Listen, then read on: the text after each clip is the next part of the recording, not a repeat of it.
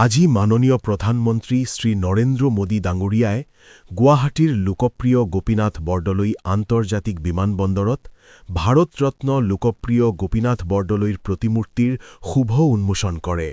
আধুনিক অসমৰ খনিকৰ লোকপ্ৰিয় গোপীনাথ বৰদলৈৰ দূৰদৰ্শিতা, সাহস আৰু বলিষ্ঠ নেতৃত্বৰ বাবেই ভাৰতৰ স্বাধীনতা সংগ্ৰামৰ জটিল সময়ত অসমৰ পৰিচয় আৰু অস্তিত্ব সুৰক্ষিত হৈছিল। একে সময়তে দেশৰ একতা আৰু অখণ্ডতা সুদৃঢ় কৰাত তেখেতে গুৰুত্বপূৰ্ণ ভূমিকা পালন কৰিছিল।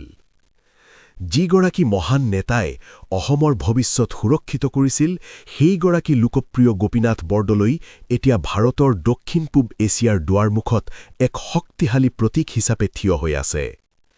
ৰাষ্ট্ৰীয় ঐক্য, অখণ্ডতা আৰু বিকাশৰ প্ৰতি তেখেতৰ অনুকৰণীয় সেৱাই এখন শক্তিশালী আৰু বিকশিত ভাৰত গঢ়ি তোলাৰ দিশত প্ৰতিটো প্ৰজন্মক অনুপ্ৰাণিত কৰি যাব।